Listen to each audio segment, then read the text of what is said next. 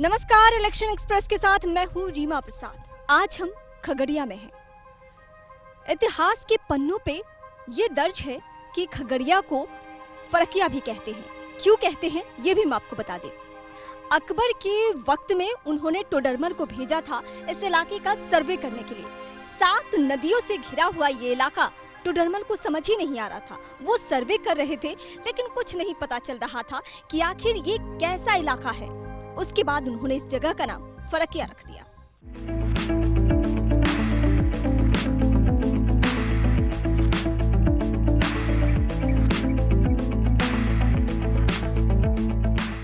समस्याओं के मकड़ जाल में फंसा ये खगड़िया, आखिर क्या राजनीतिक समीकरण यहाँ बन रहे हैं ये जानना बेहद जरूरी है। कुछ पॉलिटिकल लोगों से अलग कुछ लोग ऐसे हमारे साथ हैं जिनसे बातचीत करते हैं कि क्या समीकरण यहाँ पे बनेंगे और कौन से फैक्टर काम करेंगे। कुछ चेहरे ऐसे हैं जिन पर 25 साल तक लोगों ने भरोसा किया लेकिन उनका भरोसा टूटा, लोगों का भरोसा टूटा। अब जो नए चेहरे आ रहे हैं उनसे भी लोग उब चुके हैं। कुल मिलाकर दोनों वही चेहरे आएंगे तो अब क्या समीकरण बनते हैं ये जानना जरूरी है। अब क्या समीकरण बनेंगे? लोग कह रहे हैं कि उन्हें नया चेहरा चाहिए, पार्टियां उन्हें नया चेहरा दे, क्योंकि जो भी रामविलास पासवान के भाई हों या फिर रामचंद्र सदा हों, लोग खुश नहीं है। क्या समीकरण बनता हुआ दिख रहा है? आज मुद्दा की बात नहीं होती है। हमारे यहाँ का जो मुख्य सवाल है वो है बाढ़, और उस बाढ़ के कारण उस विनाश लीला को हम झेलते हैं हर साल।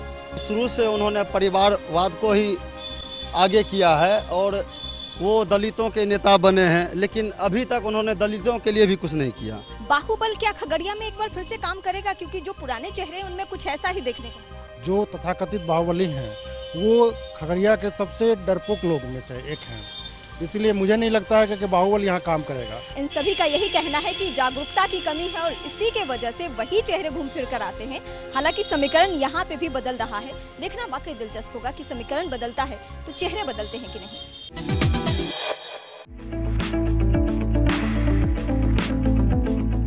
ये रामविलास पासवान का गृह जिला है। जब वो रेल मंत्री थे, लगभग 17 साल हो चुके हैं, तब उन्होंने ये अनाउंस किया था कि यहाँ से यानी खगड़िया जिला से लेकर कुशेश्वर स्थान तक ट्रेन की सुविधा दी जाएगी। ट्रैक बन रहा है लेकिन कछुआ की गति से। इतने सालों में इतना भी काम नहीं हुआ कि ट्रेनें यहाँ से जा सके या उद्घाटन हो सके। सिर्फ और सिर्फ इस पे राजनीति हुई और इलाके के लोग छले गए। क्या आश्वासन मिला था रामविलास पासवान से? यह एक चुनावी जुमला महज बनकर रह गया था। उस वक्त से लेकर तकरीबन 17 साल हो चुके हैं उनके घोषणाओं का, उनके बनाने का। तमाम लोग देख रहे हैं कि किस गति से इस गति को क्या हम कहें। हम खगड़िया से कुशेश्वर होते हुए दरभंगा तक मिलता तो ये कोसी और मिथिलांचल का दोनों का विकास होता और खगड़िया के बृहद पैमाने पर बिहार में एक स्थान होता। खगड़िया का कुछ भी काम नहीं हुआ है। जो खाने के लिए देगा, जो हम लोग का भलाई करेगा उसी को वोट देगा। कुछ नहीं किया है रामविलास। हमको घर जाकर रेल लग गया है, हमको 1 पैसा नहीं दिया। 19,000 रुपया दिया है। 10 धुर जमीन में घर द्वार सब था, तब कुछ नहीं दिया है। रोड हालत देखते हैं, रेलवे की हालत देखते हैं, छल्ली हैं सब। यहाँ की जनता थोड़ी जागरूक नजर आ रही है, लेकिन देखना होगा कि ऐन वक्त पे जाके कुछ और फैक्टर काम करने लगते हैं। वो यहाँ भी होगा या यहाँ की जागरूक जनता इस बार नेताओं को सबक सिखा देने वाली है।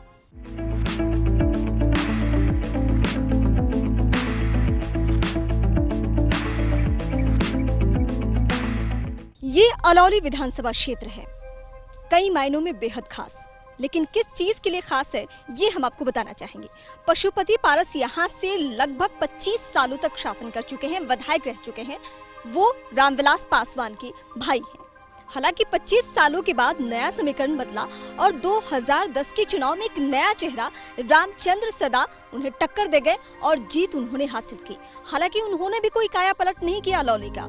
लोगों के मन में आक्रोश उनको भी लेकर है, लेकिन यही दोनों चेहरे इस बार भी चुनावी मैदान में उतरेंगे तो ये जानना बेहद दिलचस्प है कि इस बार क्या समीकरण नए बनते हैं। वर्तमान विधायक हो या इनसे पहले जो रामविलास जी के भाई थे पारस जी, 25 साल वो भी रहे। 25 साल में हम लोगों का कहीं कुछ नहीं हुआ। 25 साल में और हॉस्पिटल देखिए, हॉस्पिटल का हालत और खस्ता हो गया है। हमारा ब्लॉक देखिए, एक भी कर्मचारी ब्लॉक में नहीं रहते हैं। यहाँ की समस्या है कि पशुपति कुमार पारस को हम लोग साथ देने के लिए तैयार नहीं है, क्योंकि 25 साल में कुछ नहीं किए हैं। उन लोगों को हम लोग साथ देने के लिए तैयार। ये भी जो विधायक है ये भी अच्छे से काम नहीं किए हैं। हम लोग नया चेहरा चाहते हैं। राजनीति पार्टी और कानून व्यवस्था से युवा वर्ग उब चुके हैं। बिहार में नीतीश कुमार विकास तो किए हैं, जो सड़क विकास हुई है, लेकिन अफसरशाही का बहुत ज़्यादा बोलबाला हो चुका है। तो अलौली की जनता मजबूती से इसी मांग को रख रही है कि यहाँ पे कोई तीसरा चेहरा चाहिए। रामविलास पासवान के जो भाई है पशुपति पारस, वो भी नहीं पसंद है।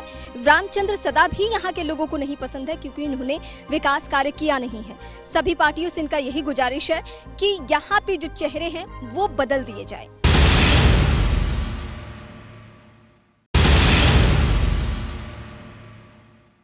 सरकार कहती है कि आंध्रा के तर्ज पे मत्स्य पालन के मामले में बिहार को भी बढ़ावा दिया जाएगा, लेकिन ये तस्वीर यहाँ पे यानी खगड़िया जिले में आकर धुंधली लगने लगती है। खगड़िया जिला नदियों से घिरा हुआ जिला है, लेकिन विडंबना तो देखिए कि यहाँ के जो मछुआरे हैं वो दर दर की ठोकरें खाने को मजबूर हैं। अगर मत्स्य पालन को लेकर जो भी योजनाएं हैं, अगर उनका फायदा इन मछुआरों को मिलता तो शायद ज्यादा बेहतर होता।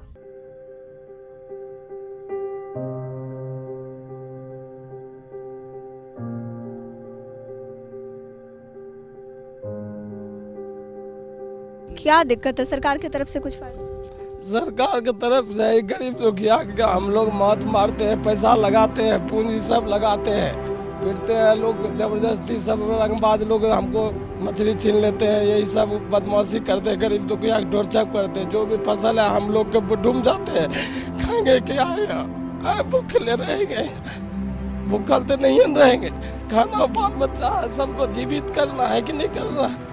संसार में गरीब के लिए तो कुछ नहीं करता है सरकार, खाली सरकार अपना पैसा लेता है, खाता है, यश करता है, गाड़ी घोड़ा से घूरता है, गरीब तो यहाँ मर रहा है भूखा। मछुआरों को लेकर सरकार की तरफ से कोई सुविधा? कोई सुविधा नहीं है, कोई घर नहीं है, मकान कुछ भी नहीं। सरकार कहती है कि मछली पालन के लिए लोन की व्यवस्था है, आप लोगों के लिए व्यवस्था है, उसका फायदा कुछ? कोई फायदा नहीं है। झूठ फूस के कहते हैं हम ये लोन दे रहे हैं, वो लोन दे रहे हैं, ऐसे वैसे जिस डेट जो कहने का कहता है, लेकिन यहाँ पर कोई तरह की वैसा सिचुएशन नहीं है।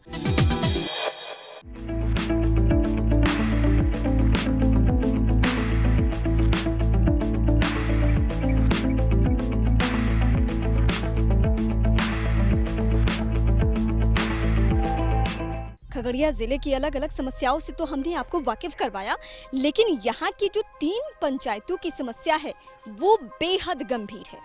मक्के की पैदावार को देखते हुए सरकार ने सजगता दिखाई और मेगा फूड प्लांट लगाने की कोशिश की, लेकिन उसके एवज में जो किसान हैं उनसे उनकी जमीनें अधिग्रहित करने की कोशिश की गई, वो भी जबरन। और ये मामला 1986 से लेकर अब तक किस तरीके से उलझा हुआ है और किस तरीके से इन भोले भाले ग्रामीणों को फंसाया जा रहा है, ये हम उन्हीं से जानते हैं। वर्ष 1986 में बिहार सरकार के द्वारा अधिग्रहण भूमि का जो है जमीन अधिग्रहण करने के लिए उपजाऊ भूमि का जो है नोटिफिकेशन किया गया था, जो कि 2006 में जो है प्रोसीडिंग फिर चालू हुआ और 7-8 में माननीय मुख्यमंत्री नीतीश कुमार के रीजन में ही बियाडा बिहार सरकार के संयुक्त आदेश से अधिग्रहण प्रक्रिया समाप्त हो चुकी थी। लेकिन वर्ष 2011 में फिर पुनः गैर कानूनी तरीके से हम लोगों का जो है जमीन हड़पने का कुत्सित प्रयास किया जा रहा है। नियम कानून को अपने जेब में लेकर चलाते हैं नीतीश कुमार, और उसी के बल पर ये जो है कंपनी वाले से मिलकर रहने पैसा लेकर ये लोग जो है जबरन यहाँ घेरा। क्या बाहुबल की वजह से ही अभी तक ये पूरा मामला फंसा हुआ है? जितना रणवीर यादव का उसमें लोग है वही सब अभी तक हुआ जो है कि रखवारी करता है। हम लोग तो वोट का बहिष्कार करवे करेंगे, लेकिन इस पर नेता लोग आवे हम लोगों को कुछ सुविधा दे। जमीन नहीं देंगे, जान देंगे, जमीन नहीं देंगे। हमारे हाथ जे टूटल बुढ़ारी में जमीन खातिर की होते, की खेबे, बेटा पुतोह रहते नहीं खाई लेते कहाँ से। वोट नहीं देवे, हमार उपजाऊ जमीन जा रहे, हम भूख मर रही, हम बास्तेरा के जमीन छिके, हम केना वोट देबो गने, हम भूख मरे छिए। बाहुबल को शह देने की वजह से ही ये जो किसान हैं वो मरने के कगार पे हैं। तकलीफ इतनी ज्यादा है कि उनकी जमीन को हड़पने की कोशिश 1986 से लगातार ये की जा रही है। लेकिन इस बार भी चुनाव में ये मुद्दा बना हुआ है। 3 पंचायत के लोग वोट बहिष्कार करने की धमकी दे रहे हैं। देखने वाली बात होगी कि क्या कोई आकर इन्हें आश्वासन देता है या फिर नहीं।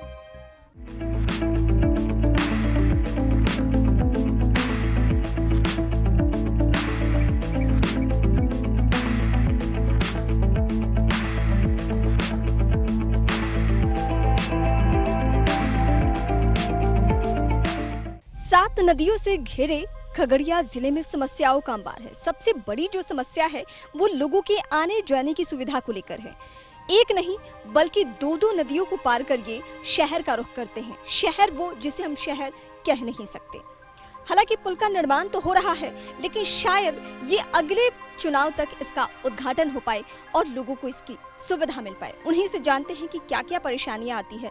दावे तो खूब किए जाते हैं। नेता तो बोले सुविधा पुल हम उद्घाटन करवा रहे हैं, इसको अगला मई तक में इसका डेट है। मोदी जी बोल कर गए यहाँ पर हम बिजली दे देंगे, ये दे देंगे। साल होने चला, यहाँ कोई सुविधा नहीं है। आने जाने का बहुत दिक्कत है। बीमार पड़ता है, साइकिल से टंग के लाता है, खटिया में टंग के लाता है, तो वो होता है क्या, रास्ते में मर जाता है। इसी जगह पर आकर के नीतीश जी वादा किए थे कि इस पुल को हम जो है ये 2016 में तैयार कर देंगे। पुल आपके सामने है, समस्याएं अभी आपके सामने हैं। लोग किस तरह से आ रहे हैं नाव से टप करके, अपना भाड़ा लगा करके। हमारे नेता कोई भी हो जीत के जाते हैं, शकल नहीं दिखाते दोबारा। जो इसके आगे जो शुक्रकोल धार है नदी, उसका भी तो प्रक्रिया होना चाहिए ना। परेशानियों के साथ साथ यहाँ के लोगों के मन में उम्मीद भी है कि इस पुल का उद्घाटन हो जाएगा। लेकिन देखना ये भी दिलचस्प है कि जब नई सरकार बनती है तो क्या ये राजनीति का शिकार हो जाता है या फिर लोगों की परेशानियों को ध्यान में रखते हुए इसका उद्घाटन हो जाएगा।